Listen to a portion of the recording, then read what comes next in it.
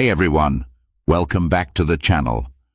Today we have some intriguing supercar news to kick off your day. Let's dive into our first story. 1. Nissan Navara Shocks.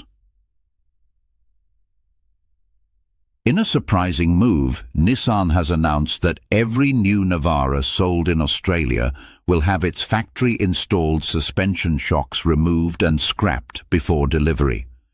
This decision is rooted in a partnership with Melbourne's Premcar, which has developed tailored suspension tunes for the local market.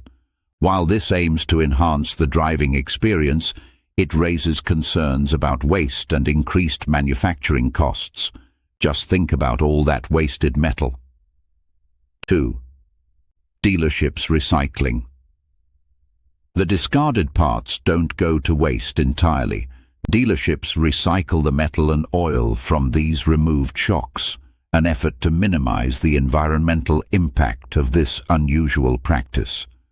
Still, it leaves us questioning the sustainability of such decisions. 3. Dynamic edge. The redesigned Navara will surely stand out against competitors like the Mitsubishi Triton, thanks to this unique suspension handling. The focus on local tuning seems to be a strategy to capture the Aussie market. 4. Beyond the Navara. While discussion about the Navara continues, it reminds us of the ongoing trend in the auto industry where manufacturers are constantly innovating and tweaking their vehicles for specific markets. What does this mean for consumers in other regions? Stay tuned as we keep you updated on these changes. Thanks for tuning in to today's supercar news.